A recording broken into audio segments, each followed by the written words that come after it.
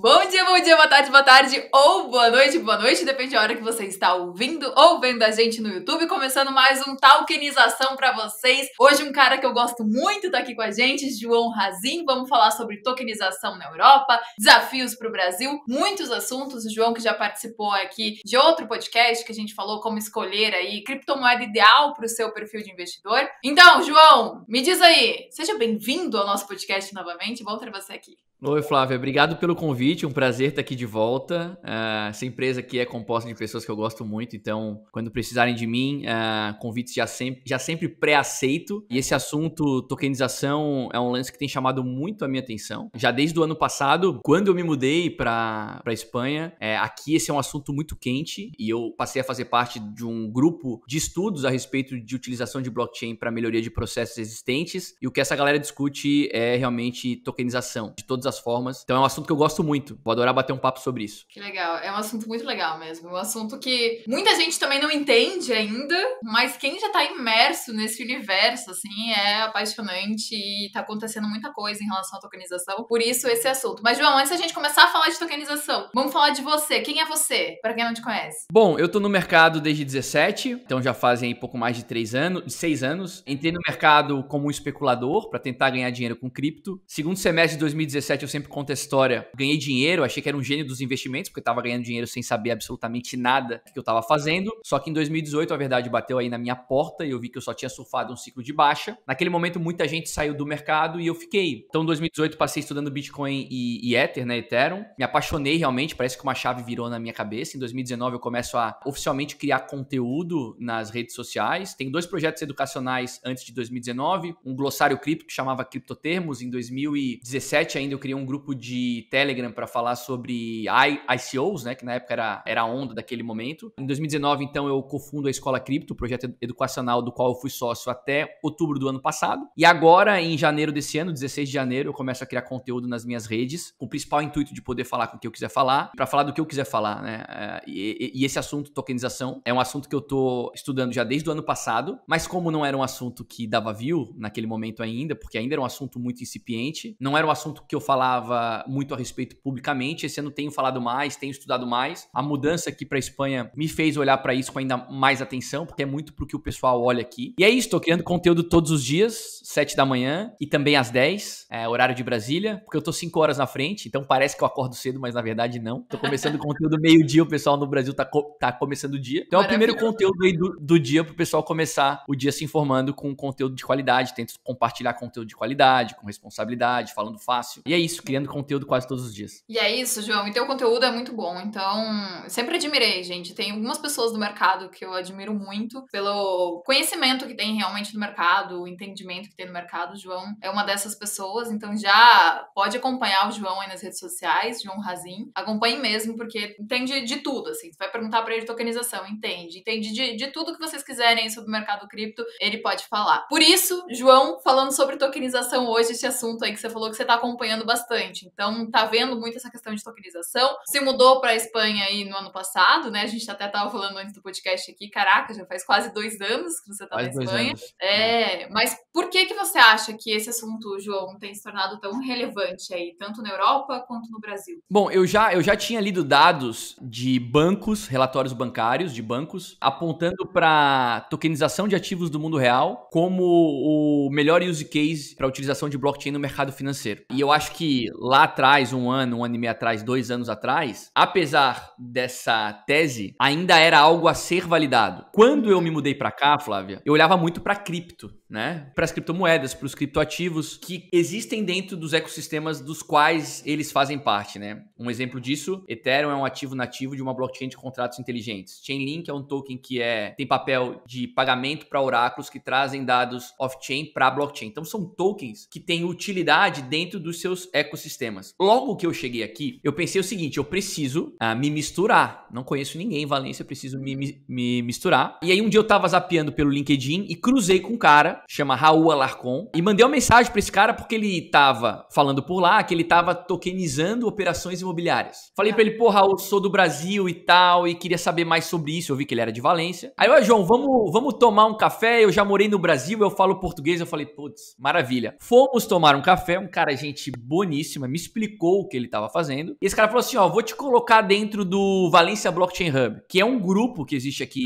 em Valência para discutir utilização de blockchain na existência de processos já existentes. Não é cripto, é utilização de blockchain para melhorar processos já existentes. É muito sobre isso que essa galera olha. E aí, entrando para esse grupo, eu tava aqui há 2 meses, no terceiro mês, eu acho que terceiro ou quarto mês, eles me convidaram para ser speaker num painel que ia acontecer sobre educação e blockchain no Valência Digital Summit, que é o principal evento de tecnologia aqui de Valência. Ia ter um palco só sobre blockchain. E eu fui speaker num painel sobre educação. E aí, obviamente, eu, com o meu péssimo espanhol, falei mais ou menos o que eu via de potencial nesse mercado, um pouco da minha história, o que eu via que vinha pela frente. E eu fiquei assistindo outros painéis. Um dos painéis que eu assisti era de VCs espanhóis. E aí, teve uma pergunta que foi feita para esses caras, que era, que tipo de projeto que vocês investem? Onde que vocês colocam o dinheiro de vocês? E esses caras repetiram aquilo que eu já tinha visto no grupo do Valência Blockchain Hub, que era o seguinte, a gente quer colocar dinheiro em empresas que usam blockchain para melhorar processos já existentes. Esses caras não estavam falando de Ethereum, não estavam falando de Chainlink, não estavam falando de Bitcoin. Não era isso que esses caras estavam olhando. E aí eu falei, bom, eu preciso conhecer esses caras. E aí eu me aproximei de algumas pessoas que falavam português, o meu espanhol, que ainda não é maravilhoso, era horroroso naquele momento, e eu me aproximei de 2, então, empresas para entender o que eles faziam. Uma era a Hawkster, que é essa empresa do Raul, e a outra é uma empresa aqui da Espanha, aqui de Valência, chamada Crowme, que estava tokenizando operação de instalação de painéis solares, porque a Espanha é um país muito solar. Tem muito sol, né? Valência, dizem que de 365 dias do ano, mais de 300 dias são dias de sol. E realmente faz muito sol por aqui. Tava até comentando aqui um pouco antes de a gente entrar ao vivo o quão bom isso era pra mim. Eu sou um cara que sou muito mais produtivo em dias de sol. Fiz 2 calls com esses caras. E aí o Raul me explicou o que ele tava fazendo. A Vitória da Crowme, na época, me explicou o que é que eles estavam fazendo. Então, o que esses caras estavam tokenizando? Eram os ativos tangíveis, efetivamente. A Hawk estava tokenizando imóveis, efetivamente, a propriedade de imóveis. A Crowme estava tokenizando a propriedade daquele terreno e daqueles ativos que eram necessários para a realização dessa operação de captação de energia através do sol. Não. O que esses caras estavam tokenizando era o processo comercial. Então, por exemplo, a Hawks tinha 3 operações. Eu me lembro que uma delas era compra e revenda, compra, reforma e revenda. Outra era compra, reforma e locação. E tinha uma terceira operação que eu não vou lembrar agora qual que era. Então, as pessoas que faziam parte daquele investimento, elas participariam depois do resultado financeiro daquelas operações. Então, a gente estava falando aqui, hoje eu compreendo isso melhor, naquele momento eu não compreendia, era uma tokenização de dívida, uma tokenização de recebível, que era o resultado que aquela operação comercial de reforma imobiliária ou de revenda de um imóvel ia gerar para quem investiu na aquisição daquele imóvel ou na reforma daquele imóvel. No caso da Crowme, mesma coisa. Os caras não estavam tokenizando o terreno onde as placas estavam sendo instaladas. Eles não estavam tokenizando as placas. Eles estavam tokenizando o resultado daquela operação comercial. Ou seja, o recebível que aquilo ia gerar. Então, por exemplo, isso aqui vai ter uma receita mensal e essa receita vai ser distribuída para quem financiou a criação daquela operação. Então, mais uma vez, é uma tokenização de um ativo intangível, que é o resultado daquela operação também, e não de um ativo tangível, que é o terreno e os painéis solares efetivamente. Então, isso para mim fez assim, Flávio, ó, buf.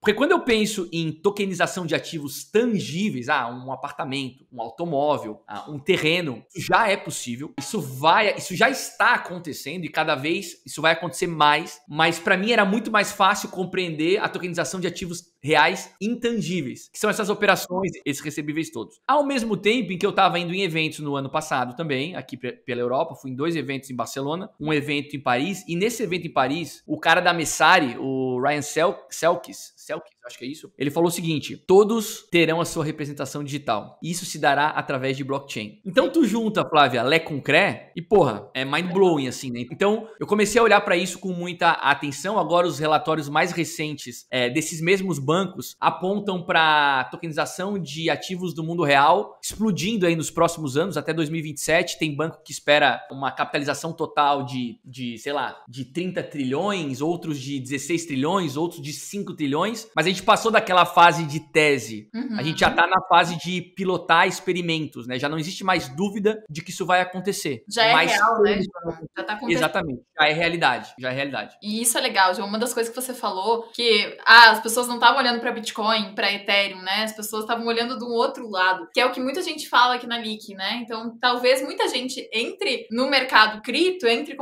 pra comprar Bitcoin, Ethereum, através da tokenização. Então, primeiro entra comprando um token, entrando nesse lado, entendendo o blockchain, pra depois começar a olhar pra Bitcoin, pra começar a olhar pra Ethereum. Talvez muita gente faça o contrário, né? Flávia, provavelmente é isso que vai acontecer. Eu tava até numa community call com a minha comunidade agora, a gente tá falando sobre isso. Eu sempre apostei que a gente traria muita gente pra cripto através de jogos e redes sociais, né? E efetivamente isso aconteceu no último ciclo de alta. Muita gente entrou por jogos, né? Muita gente que não entendia o que era Bitcoin, o que era Ethereum, que não sabia o que era uma MetaMask, começou a jogar esses jogos que eram click to earn, play to earn e tal, e aí precisou entender como que cripto funcionava minimamente. Eu tenho a impressão que o que vai embarcar mais usuários em cripto vai ser RWA, vai ser Real World Assets. Por quê? Porque as empresas que estão oferecendo esse tipo de investimento para as pessoas, elas abstraíram completamente a necessidade dessas pessoas entenderem de cripto. Ou seja, vai ter muita gente investindo em dívida, em mecanismo de solidariedade, em precatórios, em antecipação de cartão de crédito,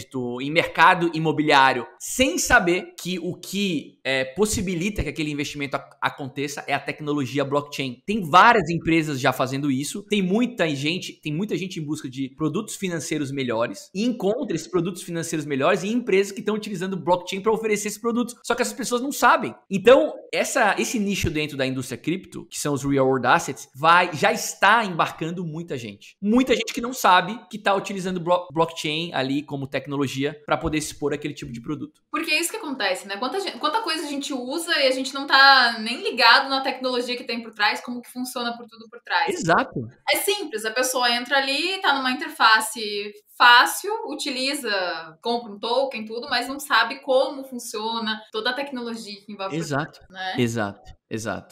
E isso é muito legal. João, você citou 2 casos de uso aí, falando em relação à tokenização. Tem mais algum caso de uso que você viu na Europa, assim, que você não tinha visto no Brasil, que te surpreendeu? Ô Flávia, tem muitas operações sendo propostas, né? Aqui, por exemplo, existem projetos que estão tokenizando resultado de venda de merch de artistas, por exemplo. Caso bem específico, porque assim, artistas da música, há tempos atrás, se monetizavam com venda de discos. E a gente sabe que isso caiu por terra a partir do surgimento da internet, desde o Napster lá. E aí hoje nós temos o Spotify aí, que paga muito mal os artistas. Então os artistas hoje se monetizam muito com execução de shows. Então esses caras precisam, é difícil de eles escalarem o negócio deles, por isso eles precisam cobrar muito caro, porque para esses caras ganharem grana, eles têm que estar se deslocando de avião, de carro, de ônibus, pra lá e pra cá, pra executar shows. Tem um projeto que eu conheci, que eles veem como uma fonte alternativa de receita para artistas, a comercialização de merch, de merchandising, camiseta de show, boné, tudo que tu podes imaginar. E, por exemplo, esse projeto, ele tá oferecendo para pessoas comuns, como eu e tu, a possibilidade de financiar a operação de fabricação e revenda de merch de artistas. Por exemplo,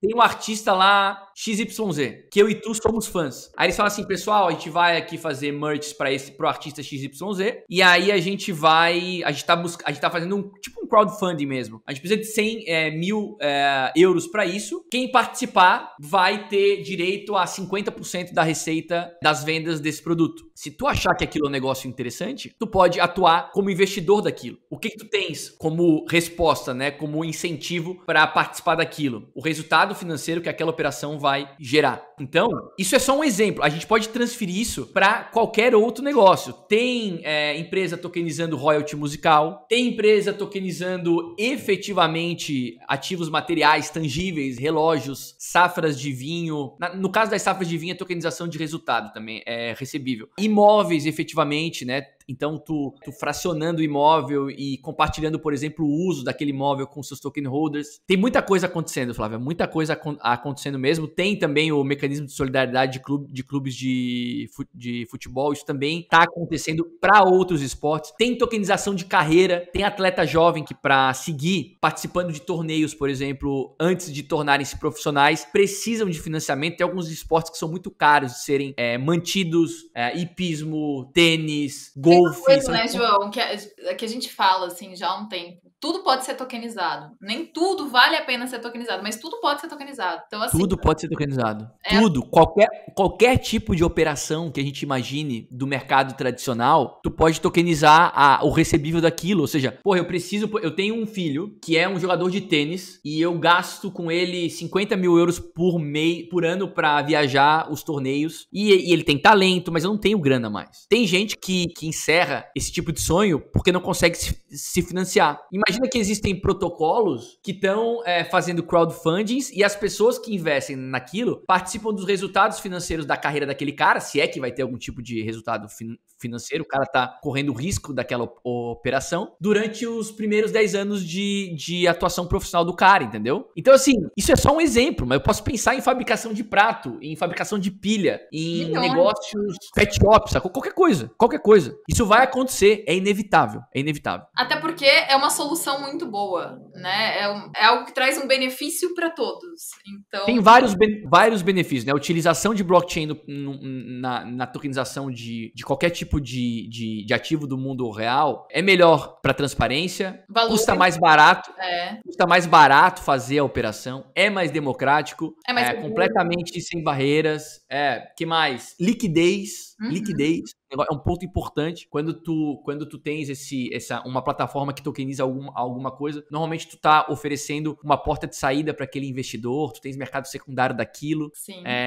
Se tu faz isso via veículos tradicionais, isso não é tão simples de fazer, tu não consegue sair tão fácil. Tem muitos benefícios e graças à tecnologia blockchain, graças à tokenização de ativos do mundo real, produtos financeiros melhores podem ser oferecidos para investidores de varejo. E aí, João, eu queria te perguntar, né? Porque a gente falou, vamos focar muito, falar de Europa e tudo mais. Mas o que você viu de diferente e de semelhante aí, de coisas que estão sendo tokenizadas na Europa e no Brasil? Você acha que o Brasil tá muito para trás em relação à tokenização? Qual que é a tua visão aí, olhando os dois lados? Então, as informações que eu tenho é de que o ambiente que está sendo criado no Brasil para isso acontecer é um dos melhores ambientes de todos. Sim. Tá? Aqui, as barreiras são maiores. Existe bastante insegurança a respeito do que pode e do que não pode ser feito por aqui. Eu conversei essa semana com esse grupo, perguntei sobre use cases atuais do mercado espanhol, né, sobre tokenização de ativos do mundo real, e a resposta que os caras me deram foi,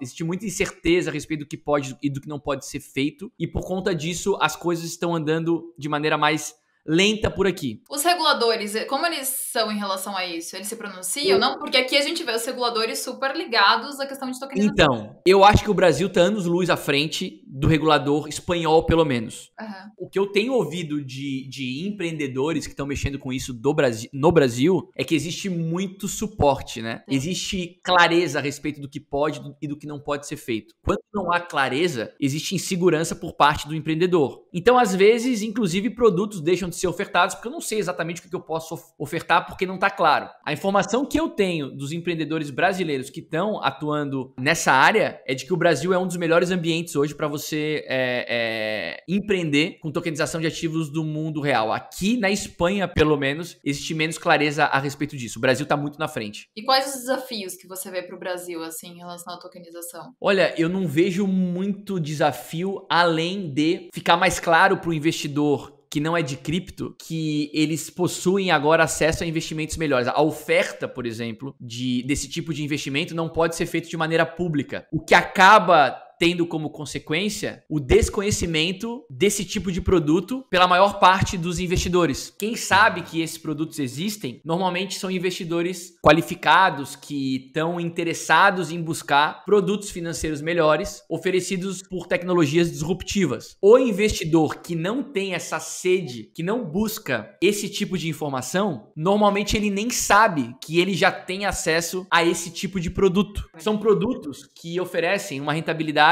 de 18% a 25% ao ano, com uma excelente segurança, margem de risco bem pequenininha, porque quem está originando aquele tipo de produto são originadores experientes naquele tipo de recebível. Então, uma rentabilidade muito interessante com risco muito pequeno. Quem que sabe que isso existe? Poucas pessoas. E eu vou te falar uma coisa, João. Até já comentei do meu pai aqui no podcast algumas vezes. Meu pai, ele é muito tradicional. Investe muito no mercado tradicional, é muito tradicional. E eu já falei pra ele sobre tokenização 450 vezes. Já mostrei. Falei, olha, pai, que interessante. Mas você sabe quando a pessoa ainda fica um pouco insegura? Tipo, Tu é filha, Flávia. Tu é filha. É. Tu é filha dele. É difícil. Vou te contar uma história, tá? Passei agora no Brasil 40 dias. Né? Na primeira semana, eu fui jantar com a minha mãe. A Ju, a minha esposa e meus filhos ficaram na casa da mãe dela e eu fiquei na casa da minha mãe, cada um passando um pouco de tempo com a sua família. E na primeira semana eu fui jantar com a minha mãe num restaurante maravilhoso lá em Floripa, comer um belíssimo sushi. E a gente sentou numa daquelas mesas compartilhadas, sabe aquelas mesas compridas? Sentei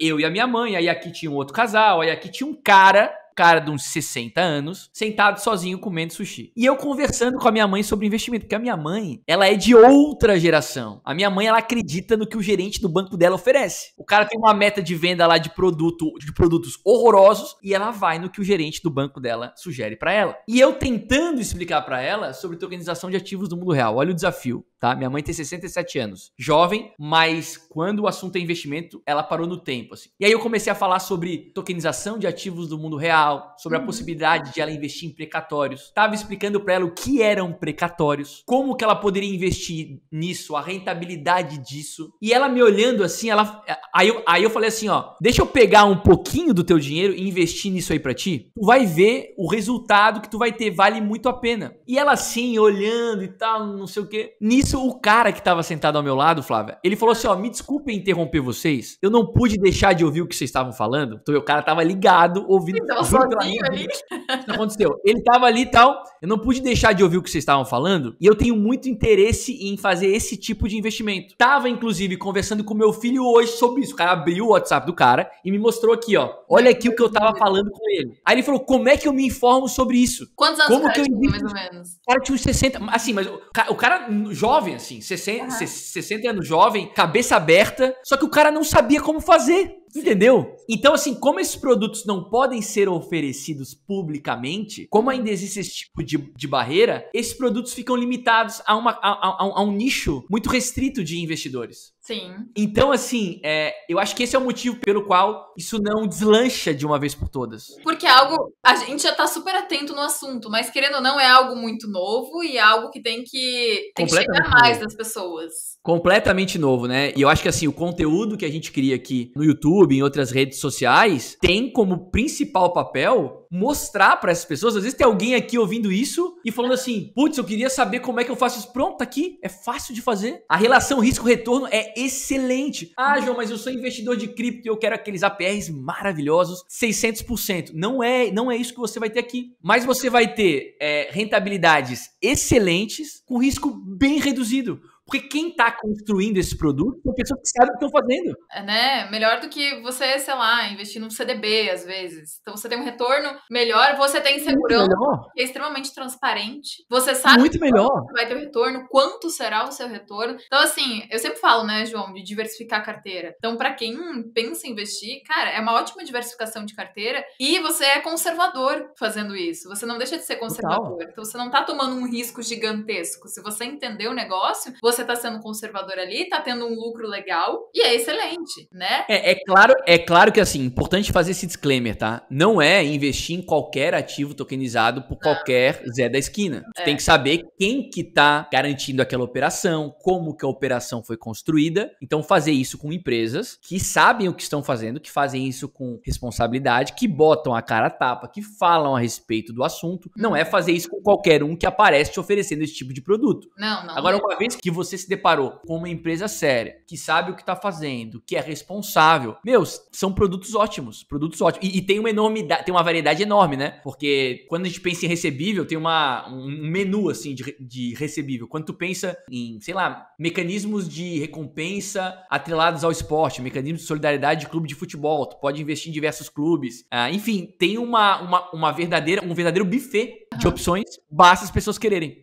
Que ainda é muito pequeno, né? Ainda vai né? Ainda Ainda vai é muito pequeno. aumentar muito. Mas assim, tem empresas que vocês podem confiar, né? E eu acho que é isso, a empresa tem que te trazer segurança. Então, isso é uma das coisas que eu Total. gosto aqui da Leak. Pô, a Leak, ela vai ali, você abre a página da oferta, você tem acesso, realmente, você sabe quem é a empresa, como funciona a empresa, como vai funcionar o token, quando você vai receber, quanto você vai receber. Então, assim, eu gosto disso. Eu não invisto em nada que Eu nem estaria aqui nessa live, nesse papo, se não fosse assim, né? A gente conhece ali, que sabe quem são as pessoas por trás disso. Então, porra, tu busca empresas que atuam com seriedade no mercado. Tem que tomar esse cuidado, fazer essa diligência aí sempre. Mas é legal isso, João. É legal porque a gente vê, assim, querendo ou não, apesar das pessoas ainda terem medo, a gente vê que aos poucos esse olhar tá mudando, a gente vê mais gente querendo comprar tokens e mais pessoas, mais empresas querendo tokenizar ativos. Isso é legal. Inclusive, a gente comentou aqui no começo sobre tokenização do setor financeiro. E eu queria saber de você, assim, dá para você compartilhar alguns exemplos de como essa questão de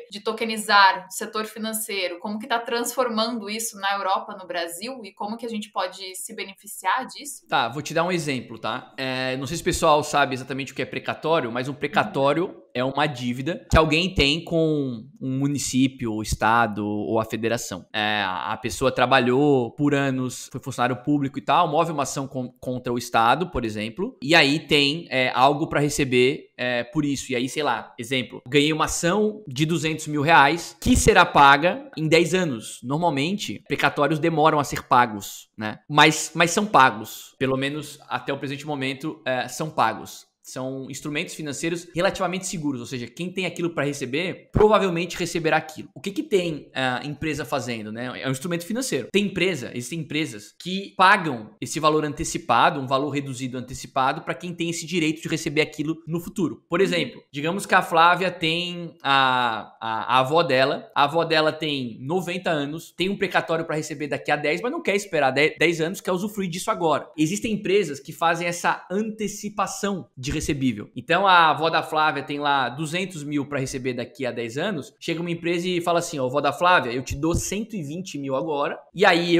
tu cede o direito de receber esses 200 mil para mim daqui a 10 anos. E ela vai falar, pô, legal, faz sentido para mim, não quero esperar 10 anos para usufruir disso, eu quero usufruir agora, quero viajar com os meus netos, com os meus filhos e tal. Só que o recurso que essas empresas especializadas nesse tipo de recebíveis têm para fazer essas antecipações, eles são escassos, eles são limitados. Então, o que tem empresa fazendo? Pools de recebíveis. Ou seja, o cara pega, porque o dinheiro dele é finito, não é infinito, então ele fala assim, ó, eu tenho aqui 10 precatórios para receber, não tenho grana para antecipar isso, mas tô criando uma pool aqui desses precatórios e as pessoas podem investir aqui junto e surfar esse investimento comigo. Então, esse cara que tem essa especialidade, mas que não tem o dinheiro para esses 10 precatórios, ele faz parte da pool, né, como um dos investidores daquela pool, daqueles 10 precatórios, e ele abre para outros investidores investirem naquela pool de precatórios junto com ele. Ele faz isso através de blockchain, né? Então ele tokeniza o excedente para que outras pessoas possam investir.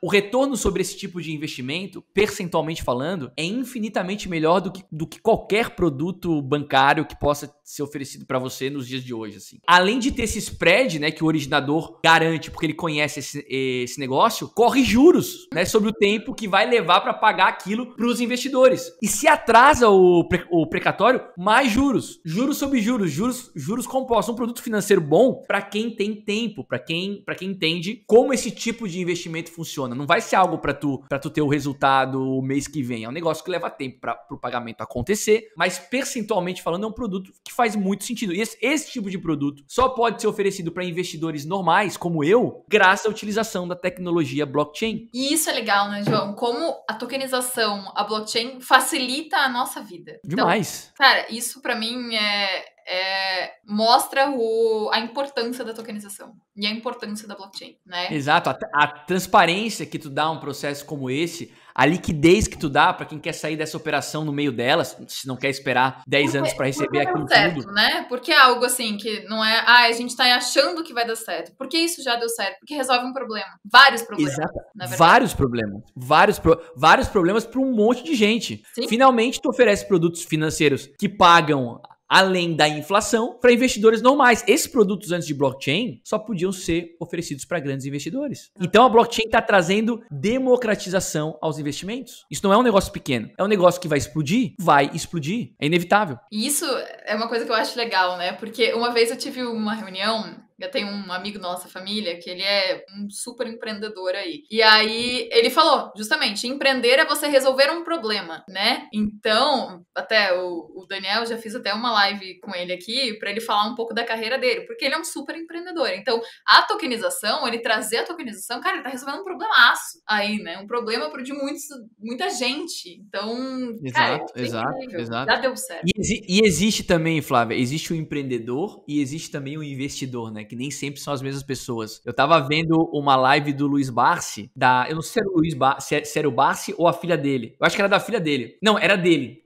E ele disse que ele não é um empreendedor. Ele não tá afim de botar um negócio de pé, resolver o problema de alguém. Ele prefere investir em quem sabe fazer isso. Ou seja, por isso que ele é o maior investidor do Brasil. É um dos homens mais ricos do Brasil. Porque esse cara investe em vários negócios, né? Ou seja, esse cara olha para negócios que resolvem problemas das pessoas e investe nesse negócio. Ele não é o cara que tem expertise a respeito daqueles negócios especificamente. Então, imagina que aqui é a mesma coisa. Pô, eu não faço ideia. Eu não fazia ideia que existia esse tipo de negócio, que existiam empresas que antecipavam o dinheiro para detentores de precatórios. Mas essas empresas estão oferecendo esse tipo de investimento agora para investidores normais como eu. Só tá podendo fazer isso por conta de blockchain. Eu não preciso ser um especialista nisso, porque tem uma empresa que é especialista nisso e tá oferecendo esse tipo de investimento para quem não é, entendeu? Então, cara, é maravilhoso isso, é maravilhoso. Você pode ir montando ali, que nem ele que investe, né, em várias empresas, é dono de várias empresas, você pode ir recebendo ali teu dinheirinho, teu dividendo em token. Exato. Né? Exato, porque assim, não dá pra tu saber de tudo, né? Uma vez que tu admite que tu não consegue saber de tudo, ou tu te torna um generalista,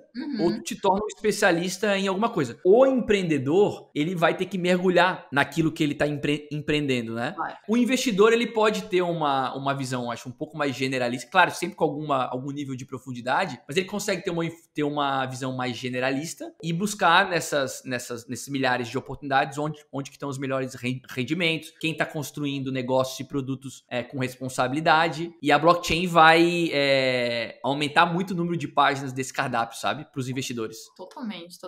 A gente falou aqui de diversos tipos de tokens, diversas coisas que podem ser tokenizadas, e o que você vê aí, o que você espera do futuro da tokenização, tanto para o Brasil como para o mundo, João? Olha, eu vejo nisso um catalisador para a explosão do mercado cripto. Acho que isso pode se dar num próximo ciclo de alta. Tem várias teses fortes para um próximo ciclo de alta para o mercado, porque o mercado cripto se comporta em ciclos como quase tudo na vida, né? E a gente está aí há quase 2 anos num ciclo de baixa. Eu venho falando já há algum tempo que eu acreditava que 2023 seria muito parecido com 2019, assim como 22 foi parecido com 18, que 23 seria parecido com 19. A gente está aí batendo a porta do próximo halving do Bitcoin, que deve acontecer lá por maio, abril do próximo ano. Então, eu acho que quando a gente entrar nesse próximo pós-halving, né, a gente entrar nessa confirmação de que o fundo já foi, que agora a gente vai surfar aquelas performances parabólicas e tal, que o nosso mercado está acostumado a ver, cada vez menos parabólicas, mas parabólicas em novos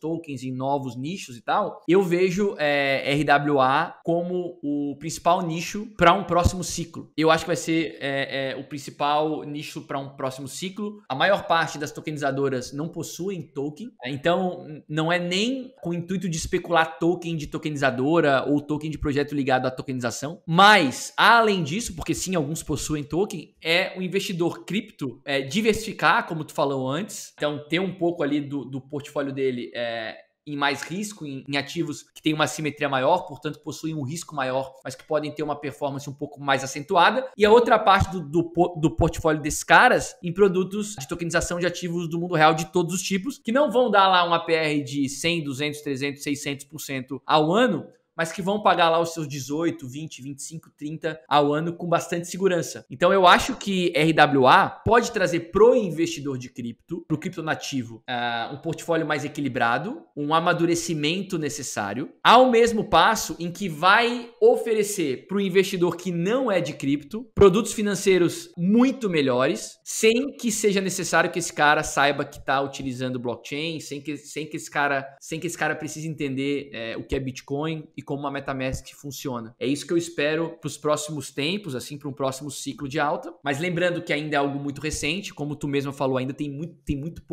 pouquíssima oferta, né, de produtos dentro dessas tokenizadoras. Mas eu acho que o cardápio vai aumentar bastante e a gente vai ver isso acontecer aos poucos. Eu tive uma live na terça-feira com o Rubão, o Rubens, que é um cara que está no mercado há muito tempo. Ele é chairman de uma empresa chamada Fibri, que é uma empresa que compartilha relatórios a respeito de tokenização do mercado imobiliário. E esse relatório mostra que existe, nos últimos 3 anos, uma crescente de empresas que estão mexendo com tokenização. Esse relatório trata especificamente de tokenização relacionada ao mercado imobiliário, mas assim, está crescendo a quantidade, a infraestrutura para isso acontecer está cada vez melhor, as informações estão cada vez mais acessíveis para todos. Então, assim, eu não posso estar mais otimista, Flávio. Eu tô super otimista com a maneira como esse mercado vai se desenvolver. Não tem como, né? Bancos aí super olhando para tokenização, Banco Central olhando para tokenização, CVM apoiando a tokenização. Então, assim, falando de Brasil, realmente, cara, tá muito evoluído, assim. Eu vejo um futuro muito próximo, muito promissor. Aquele receio dos bancos, por exemplo, ele já não existe mais, né? Os bancos já estão botando o dedinho na água, né? Alguns mais, outros menos, alguns de uma maneira mais pública, outros menos pública, mas os bancos chegaram, né? Isso é mais um sinal de que a fase de confirmação de tese já passou. Isso significa que a gente já está aí na pilotagem de produtos, na integração de negócios cripto com a TradeFi. Eu acho que cada vez a gente vai ver mais essa integração. Outra coisa importante, que eu acho que os bancos possivelmente terão um papel importante nisso, estava até falando sobre isso também essa semana com a minha comunidade, todas as aplicações, provavelmente, não sei se todas, mas a maior parte delas, precisarão fazer on-ramp para os seus usuários. Não faz muito sentido mais para mim que o usuário tenha aqui numa corretora, compra Ether, para mandar esse Ether para uma carteira, para usar essa carteira para interagir com uma aplicação. O que eu acho que vai acontecer? Tokenizadoras e bancos integrados com esse mercado vão fazer esse papel, vão atuar como mecanismos de on-ramp, além de outros que já existem, para que você possa entrar numa aplicação, comprar cripto ali via Pix, via cartão de crédito, para poder utilizar aquela aplicação direto, sem precisar buscar aquela cripto num outro ambiente. Sim. E isso só vai acontecer se esses caras estiverem no game, entendeu? Se esses caras estiverem no game, isso acontece. Eu acho que não é questão de se vai, é de quando vai. E eu acho que é pra logo. Eu realmente acredito que é pra logo. Até porque, assim, Jô, o que os bancos viram, né, no último ciclo de alta? O dinheiro saindo de lá, indo pra corretoras, né? Exatamente. Isso não é interessante pra eles. Eles querem estar no Exato. mundo. Então, assim, isso vai acontecer. O mercado cripto já é muito grande pra falhar, né? O too big to fail. Ou seja, se você não pode vencê-los, junte-se a eles. Eu acho que é isso que os bancos sentiram, assim, isso vai pra frente, não adianta ficar lutando contra, não adianta ficar fechando conta do cara porque o cara comprou cripto, deixa eu participar desse processo. É a decisão mais inteligente que esses caras podem tomar, na minha opinião. E isso vai acontecer, assim. Vai acontecer, eu acho que esses caras já estão por dentro de mais ou menos como que a banda toca, mas possivelmente ainda vão precisar entender um pouco mais, algumas nuances dentro da nossa indústria e vão utilizar conteúdos como esse para se informar e para enxergar oportunidades, né? Porque no final do dia existem milhares de oportunidades. Muitas. E basta esses caras quererem participar, sacou? João, por isso que o próximo ciclo do mercado, assim, ele vem com tudo, né? Eu acho. Ele vem com institucional. Eu acho. Assim, você entrou em 2017, eu entrei em 2019 no mercado. Olha a mudança, olha tudo que o mercado evoluiu. Olha o jeito que as pessoas olhavam pra gente. Completamente diferente. E hoje como olham, né? As empresas, que nem você falou, pô, o banco fechava a conta da galera, né? Hoje é totalmente diferente. A gente não vê empresas comprando Bitcoin. Hoje a gente vê as empresas comprando, e grandes empresas aí acumulando. A gente vê ETF aí para ser aprovado. Então, assim, né? A gente vê o mercado andando muito. Então, o próximo ciclo vai ser um ciclo aí gigante, eu acredito. A BlackRock, né, que fez o pedido de ETF aí, tem sob gestão quase 9 trilhões de dólares. Os caras têm muita grana e são muito poderosos. Dinheiro é uma coisa, poder é outra coisa. A BlackRock tem as duas coisas. Para esses caras terem feito um pedido de ETF spot, significa que o dinheiro que eles têm sob gestão quer botar o dedinho na água. Entendeu? Então, assim, se esses caras colocarem o dedinho na água, e não é só a BlackRock que tá pedindo ETF de Bitcoin, tem várias outras grandes gestoras de fundos fazendo isso, esse mercado explode, né? A gente teve no último ciclo de alta uma capitalização total de 3,3 trilhões, se eu não tô enganado. Alguns relatórios de alguns bancos apontam para mais de 24 trilhões de dólares na tokenização de ativos do mundo real até 2027. 2027 tá ali. São 4 anos. Mercado total no último ciclo foi de 3,3 tri.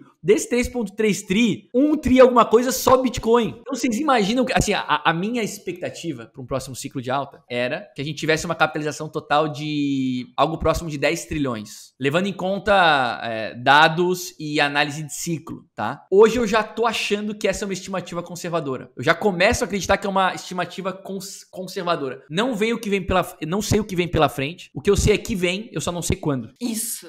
É isso. É exatamente isso. Vem porque a gente já sabe toda a movimentação que tá acontecendo. Já tá acontecendo, Flávia. Não é mais que já tá acontecendo. Só não tem o grosso do bolo ainda.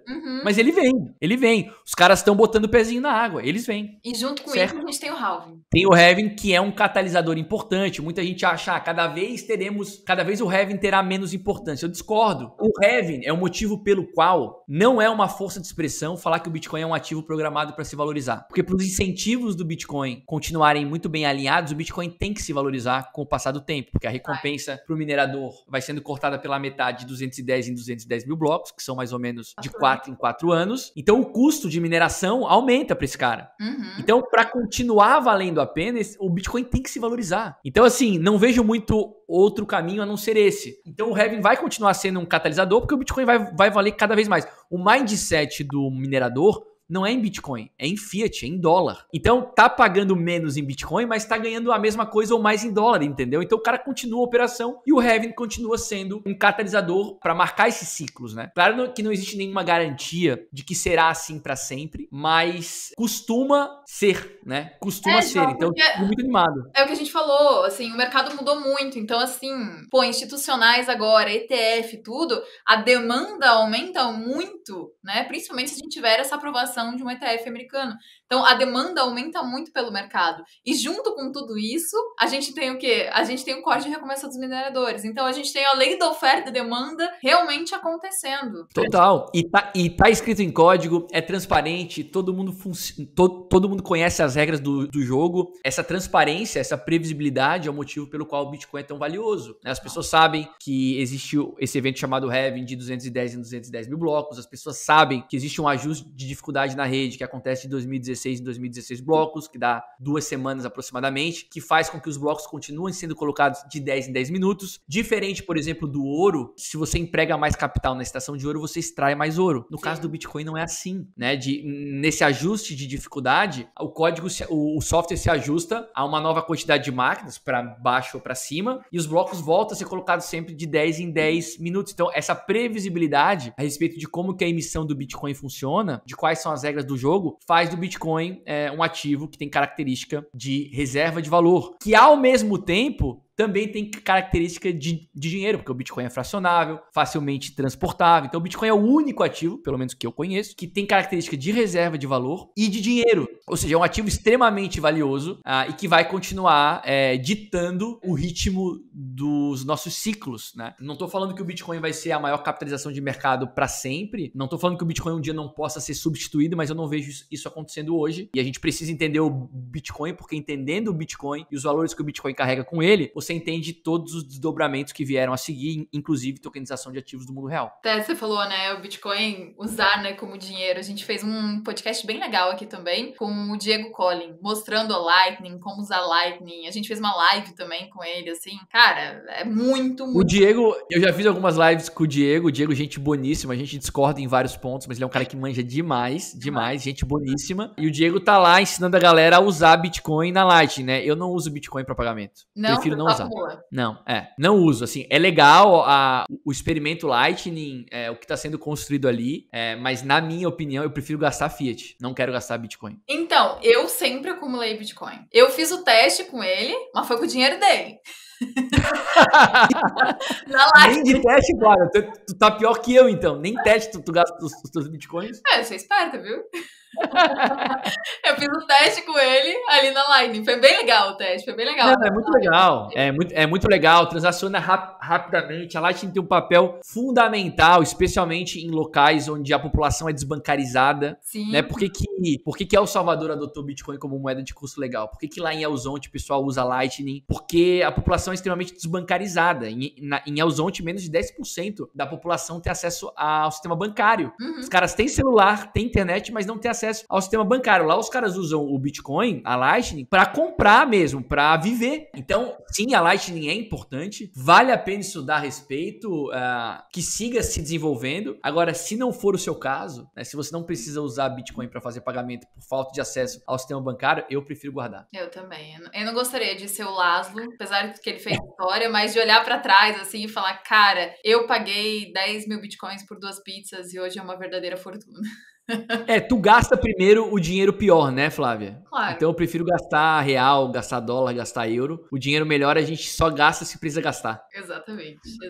João, sensacional. Eu amei, como sempre, eu amo trazer você para os nossos bate-papos, porque você entende muito, assim, de todos os assuntos. Fala muito bem, é muito didático. João, quero que você faça suas conclusões finais aí, fale pro pessoal te seguir nas redes sociais, e aí a gente encerra nosso podcast. Legal, assim, minha sugestão é que o pessoal estude esse mercado, entenda do que esse mercado se trata, comece entendendo o Bitcoin, depois vai entender o que é Ethereum, o principal blockchain de contratos inteligentes, entende minimamente como isso funciona, e aí naturalmente você vai entender os desdobramentos disso. Se você já entende um pouco mais do mercado cripto, já entende Bitcoin e Ether, dá uma olhada em Real World Assets, vê quem está atuando nessa ponta, tem excelentes oportunidades ali, não só para você investir, mas para você construir produtos, para você trabalhar nessa área. É um mercado realmente cheio de oportunidades. Para quem quiser me acompanhar, eu crio conteúdos todos os dias, só buscar por @joãozinho em todas as redes sociais, mas a rede social onde eu sou mais ativo é o YouTube. Todo dia lives às 7 da manhã, lives abertas, algumas também às 10 da manhã nesse mesmo canal. Todos convidados, qualquer dúvida que tiverem, estou 100% à disposição para ajudá-los. Sensacional. Pessoal, sigam o João e sigam a LickBR, e acompanhem a gente no YouTube também. Espero que vocês tenham gostado. Deixe comentário aí de vocês, like, compartilhem esse podcast com todo mundo, porque realmente um podcast que valeu a pena e um podcast muito rico para todos vocês. Semana que vem tem mais, espero vocês. João, obrigada novamente. Pessoal, obrigada. Grande beijo para todo mundo. Tchau, tchau. Tchau.